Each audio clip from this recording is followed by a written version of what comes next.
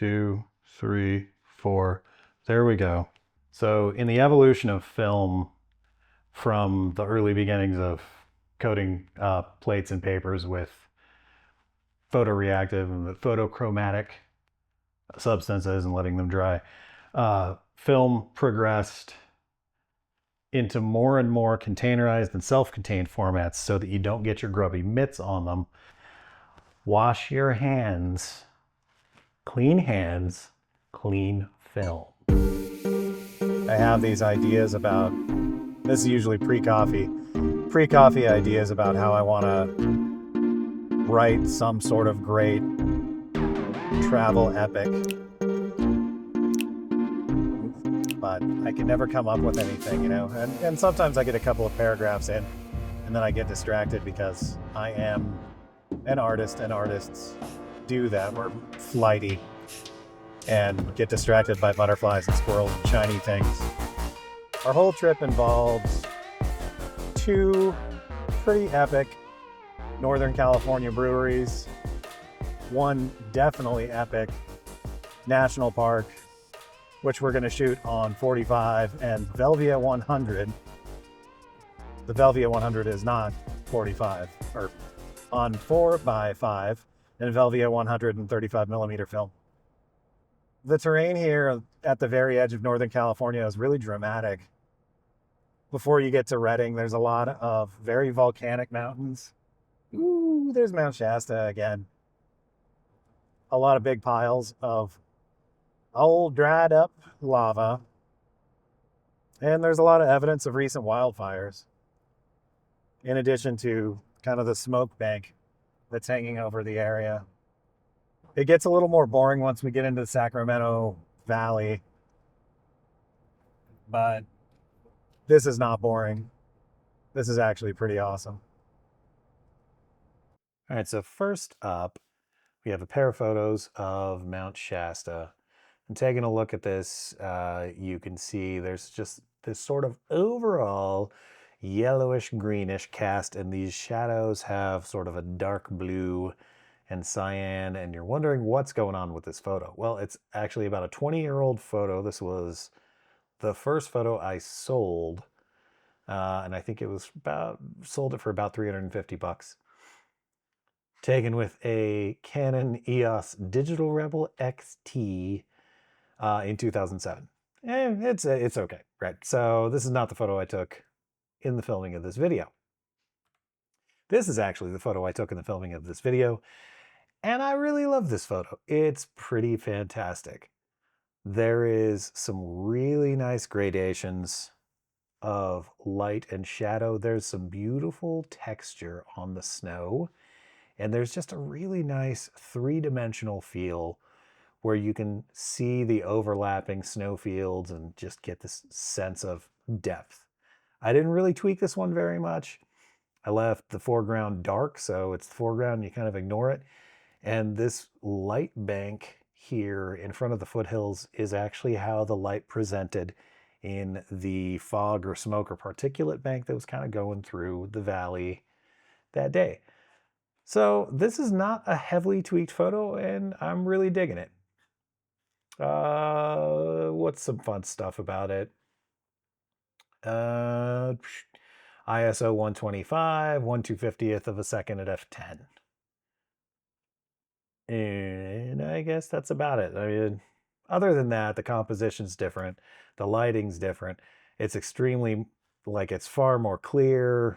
It has this nice color and feel and everything. I just prefer this one a lot. I have a photo that I took with my Leica on Velvia 100, and I do not yet know what it looks like because that hasn't been developed yet. Once it does, though, I'll put a video together of all the wonderful things of all the color film, both positive and negative. So you'll see how that goes. We're about to go through weed. I can talk about weed.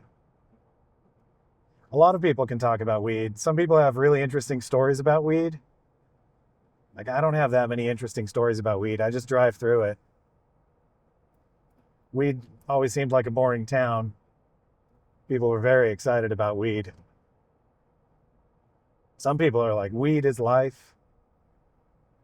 There's College of the Siskiyous here in Weed, and that is one way in which you can have both weed and college. There are music festivals here. I have no idea where. Maybe they're at the college. Maybe people enjoy weed at the college during a music festival. I don't know. I've never been to one of those. Mount Shasta is really beautiful, though.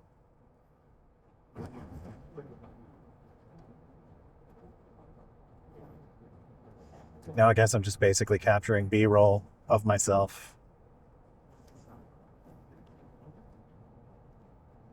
So day one of our trip, we headed down I-5. And then we headed down I-5 from Oregon into Northern California, and past Redding and diverted to Chico, where we went to Sierra Nevada Brewing Company, which is an absolutely epic, stellar brewery and a great place. The people were super friendly. The beers were super good. There were lots of low ABV, alcohol by volume, beers. Plenty of good hoppy ones, also some really good roasty ones, and a lot of non-beer drinks too. It was just a really fun place to stop. Side note, I take photographs for Hoppy Half Pint, which is a different blog. So I'll put a link down in the description. So for this trip, the itinerary is heading down to Chico, then from Chico going down to Yosemite National Park. And then we're going to go to Russian River Brewing Company in Santa Rosa, which is another just world-class brewery. And just enjoy the Sonoma Valley before heading back up to Oregon. Probably stopping by Corning, where you can get some really good olives on the way north on I-5. There we go. And we're rolling. Today is Valentine's Day, and I love coffee because it helps me get going in the morning. Like many Americans, I probably have a mild caffeine addiction, but in this case, this is a fairly delicious lavender latte. We're in Chico grabbing some breakfast. I'm gonna head south to Sacramento shortly after probably getting some road drinks. Getting on the road.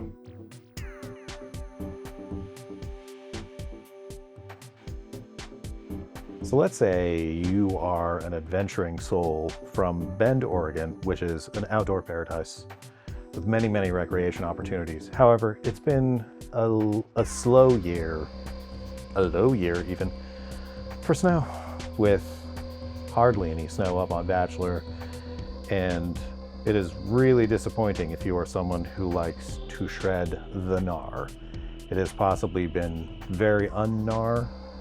In fact, just boring. Very little gnar to be seen anywhere. So you say to yourself, well, I want to go somewhere that's epic and interesting, and you know that there's very little snow in the passes. And you've heard about this thing called the Firefall down at Yosemite National Park, and you're like, okay, but there's some other cool stuff, and I don't want to get caught in herds of thousands of people going to see one tiny little thing for 5 minutes at Yosemite. But maybe this is a time to visit one of America's busiest national parks. So you head down 97, go take some sweet pictures of Mount Shasta, hop on I-5, take the 5 down to Chico, go get some good beers at Sierra Nevada, and then the next morning, haul down to Mariposa to go over to Yosemite, because there are really just 3 ways to get into Yosemite Valley in the winter. Mariposa is one of them. There's another one from the north that comes from Manteca, and then the one from the south is from Fresno. However, you go into Mariposa, take this epic, windy canyon road right along the Merced River, and instead of, you arrive pretty early in the day, because you've driven there on the weekend, and instead of stopping by your lodge and checking in, you're like, it's only 2 or 3 in the afternoon. I'm just going to go into the park because why not? I can catch tunnel view, which is something I've heard about, and see sunset, glorious sunset on El Capitan and Half Dome and other things with names that are big and mountainous. So you drive up there and you get stuck in a tremendous line of traffic trying to get into the park, crawling for nearly an hour before you finally get to the booth. But then traffic opens up and you finally find out why the line was crawling. It's because one of the employees is incredibly friendly and is having a conversation with every single person who goes through the booth. That's okay. Good on them. So you get into the park driving and you expect any moment now you're going to go through this tunnel view place, right? And the view will just open up and you will say to yourself, something, Granite Mountain, something. Big things. And you keep driving. And there's nothing that says anything about tunnel view. You see a sign on the left that says park exit. Well, why would you want to do that? You're not going to exit the park. That's dumb. You just got here. There's a sign on the right that says Fresno. You're not trying to go to Fresno. You're here to see mountains. So you keep driving. And then you see El Capitan. It's huge. It's epic. It's this giant granite mountain. And then all of a sudden, you're stuck in a sea of taillights forever. And you do see the waterfall, the Firefall that everybody's here to see. And there's like a little bleep of light up in there. And you're like, that's what there are thousands of people here for down at this end of the park? It doesn't make any sense. Yosemite is one of America's busiest national parks. And for good reason. It's an epic place. There are hotels only 2 miles from the park entrance, so it's really easy to stay here. And it's also very easy to get into the park early in the morning. And my recommendation is actually to shoot for getting there in the morning, also to kind of avoid the Firefall rush. These days, there's little risk of actually doing ecological damage if you're one of the people who wants to go down there in an area that was designed for a couple of dozen people at most, and the infrastructure supports, maybe 50. And you want to jam pack in there with the thousands upon thousands of people to see a very brief moment where the sun shines through a waterfall. And it is nice looking. And seeing the light shining through on the occasional times when it does, seeing the light shining through the waterfall is pretty neat. To me, it just looked like a sea of taillights, and there was a tiny white blip up there on the cliff. And the downside after that, of course, is that you're stuck in traffic forever trying to get out of the park. If you're a photographer and you're coming to Yosemite, a thought that is in your mind is taking those epic exposures that Ansel Adams took in Yosemite. 2 of the biggest, most famous ones are Valley View, which is nearly abandoned all the time, and it's the first exposure that Ansel Adams took in Yosemite National Park, and it is beautiful. Valley View in Yosemite National Park is just a beautiful, lovely place. There's a tiny parking lot, maybe about 8 spots, and a little area where you can walk down to the river, and you see this view. It is fantastic in the morning. This line right here, that's not a developing issue. That's actually the sun cutting across and creating these crepuscular rays. Crepuscular means of the twilight. So like a crepuscular animal, for instance, is a deer. They move around in early and late twilight, so sunrise, sunset. This was just a fantastic, nice, chilly morning. And I shot this on Fomapan 400 4x5. I only have a 90 millimeter lens for my 4x5, so this is the crop that you get. There is no zoom. And let's compare this against the Fujifilm digital shot. Here we have some other things that you can't really see in the 4x5. Plus, if you look at this light ray here, you can see that this one was actually taken first, and this was taken second because you can see the light ray as it kind of lowers. Here, the sun's a little bit lower, probably somewhere around here. There's also a second light ray, so I guess the sun would be kind of here in relation. Ignore the ratings. That's not me rating my photos. That's just a way for me to pair them together because I'm lazy sometimes. But some neat things that you get in this digital that you don't get in the film are this fog bank. And also the composition is really kind of interesting. I do feel like this waterfall is a little bit more lively here in the black and white film. That could also be because this photo scanned in at 22,000 by 17,000 pixels, which is a million megapixels if film really worked that way. So there's a lot of data here, data in detail in this that just isn't showing up in this admittedly very large photo. So I used my digital camera as my light meter. I shot this at ISO 400, 1/125th of a second at f11. I probably could have opened up my large format lens or closed down my large format lens to create more depth of field instead of having as small of a focus slice as I did. But I'm pretty happy with how this guy turned out. If I go back again, I'd like to have a 135 millimeter lens to get that tighter crop. And I think it would actually be a little bit tighter crop than this right here, because this was, this was taken at a 24 millimeter equivalent. To convert 35 millimeter to 4x5 focal lengths, you roughly triple them, so it's not exactly accurate here though. Probably the change in perspective was also because my footing changed. I was standing at the riverbank here, and here I was standing up on the rocks.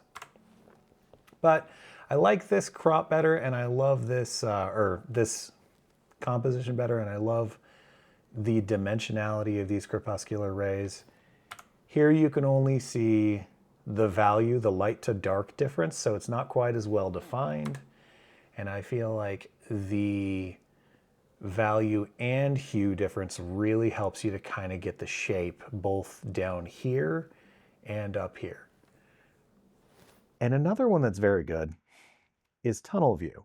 If you're coming from Fresno, not Bend, if you're coming from Fresno, you will most likely take the south portal and go through the tunnel, and then the valley opens up in front of you, and you say many pseudo-spiritual things and park in a parking lot and just walk over to the wall, and you take a photo that looks a lot like this. Tunnel view also is a magical place.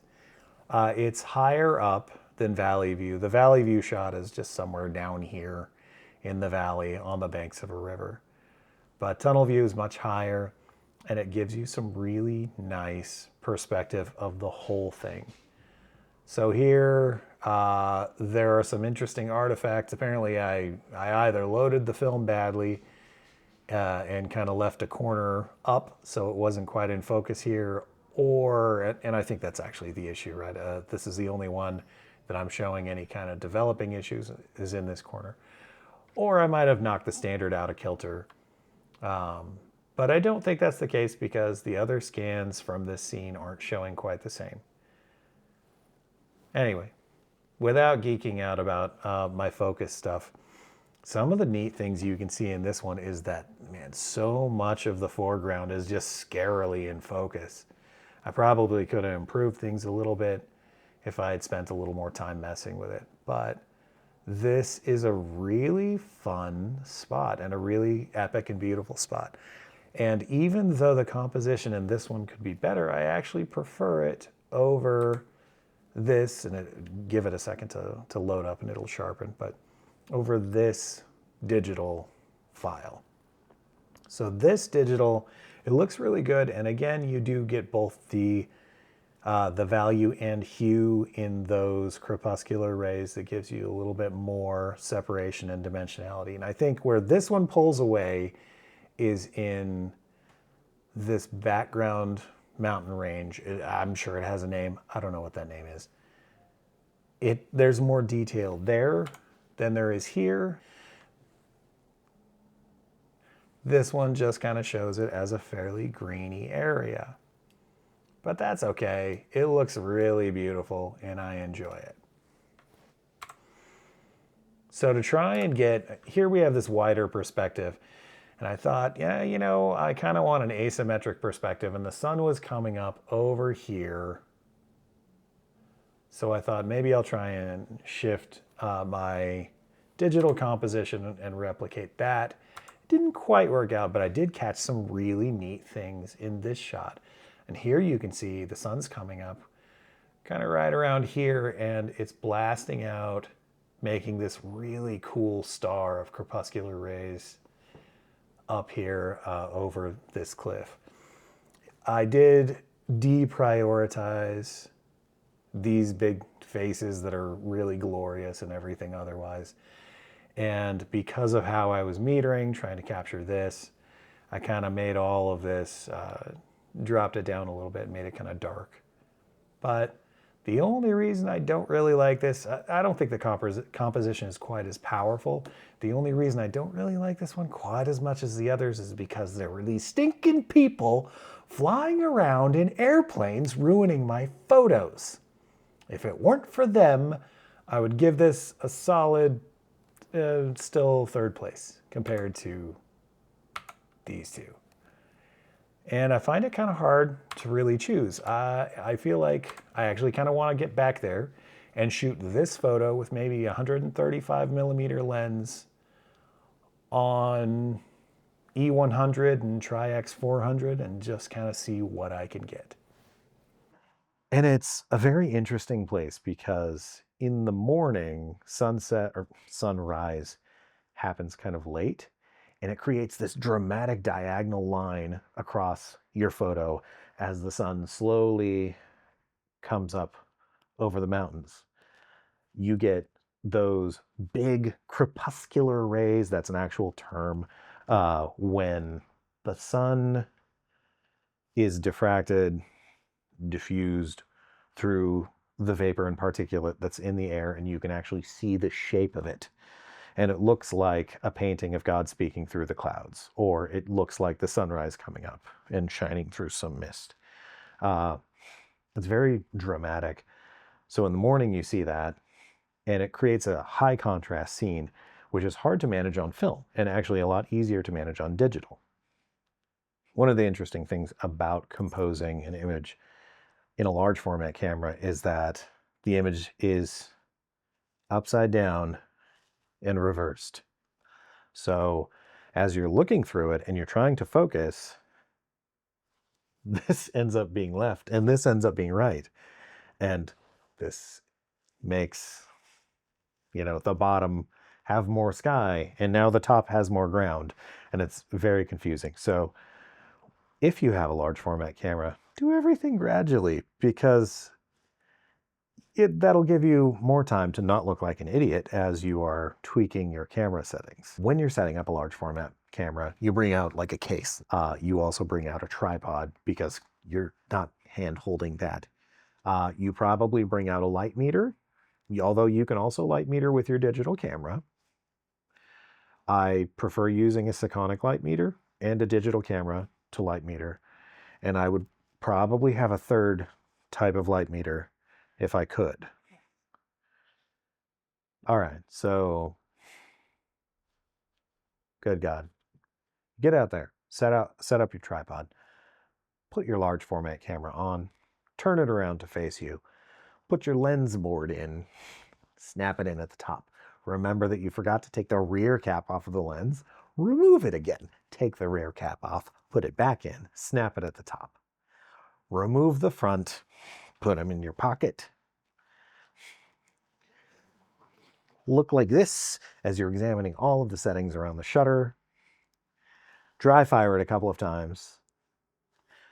Go back to the other side. or, turn it around, whatever. Compose your scene like this, because you're fiddling with all of these knobs. Remember to lock all of the knobs. Take out your film holder.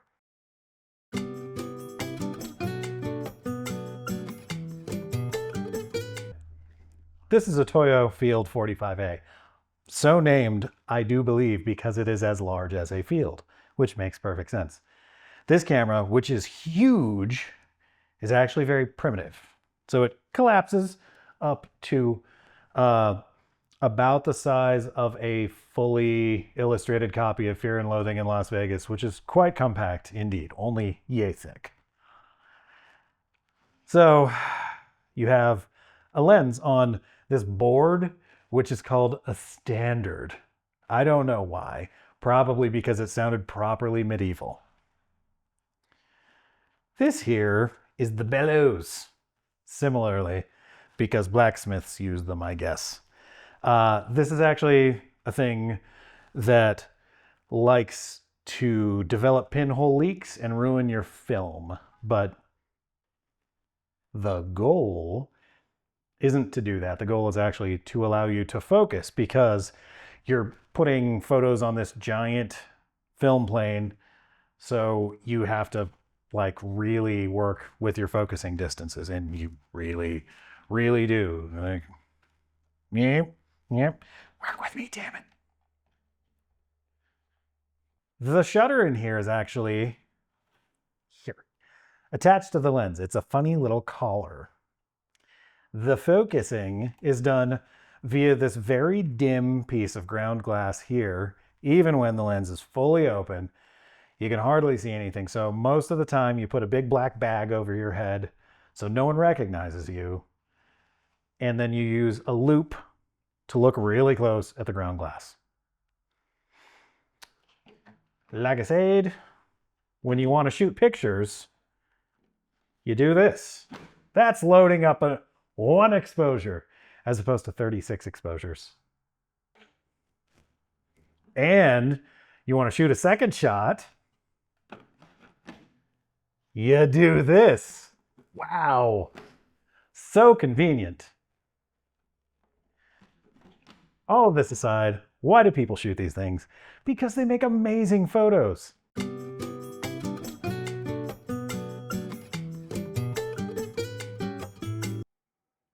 Make sure, by checking the front, that it's not still on bulb mode. Remove the dark slide. Take the shutter, remote shutter cable, which you didn't forget to screw in earlier, and go dink, and then release it. And all of that was one exposure. Then you got to put the dark slide back in before you pull it back out. Otherwise, you're going to expose your film. Tomorrow, we're off to San Francisco, Petaluma, and Santa Rosa to take more photos before heading back up to Oregon. But behind the scenes, things were falling apart. Not really. So last night, a weather system moved into the area, bringing with it a whole bunch of winter storm warnings, and consequently flooded out, or at least created conditions that resulted in flood warnings on the two routes into San Francisco that we were looking at, which caused us to divert and go up to Petaluma and Santa Rosa instead of actually going to the Battery Spencer viewpoint, which overlooks the Golden Gate Bridge. This is one I didn't really get to actually take film photos of this time, so I'm going with an old photo of mine that I took from the Battery Spencer observation deck in 2013. This was again with a Canon EOS Digital Rebel XT. I guess between 2007 and 2013. I did not upgrade my camera body. Isn't that neat? So, Battery Spencer observation deck. I probably could have swiveled it, but the bridge does actually continue all the way back here. And if you get your angle too wide, you kind of start to lose the power of the composition. This is looking south to San Francisco. The reason you can tell that we're looking south. If you don't know the area, is because, well, this is the side with the ocean. You can always tell the side with the ocean because it's the side that has all the metadata. All joking aside, that was a terrible joke. I'm sorry. I won't do it again. All joking aside, this is a great spot to take some beautiful photos. And I'm sure it's really good at sunset. And I would have loved to get there at sunset, but I think I would have had to structure all of my plans around getting a photo of the Golden Gate Bridge at sunset. So who knows? This was taken sometime in the afternoon, just sort of calculating things. A couple of interesting things about the Battery Spencer viewpoint. Even on a super hot summer day, it is always windy because of just the way that the wind channels through and kind of hits you right in the face. So bring yourself a light jacket or something like that if you're going to go. Also, Google Maps reports frequent break-ins at the Battery Spencer observation deck parking area. It's a small parking area. It's gravel. Don't bring a super fancy car. Do bring a friend who can watch your car so you don't get your vehicle busted into while you're taking a photo. However, that is the perfect spot to get the iconic Golden Gate Bridge photo. There aren't any more opportunities for really big photos on this trip. So this is pretty much it. I'm signing off. Don't forget to like, share, and subscribe.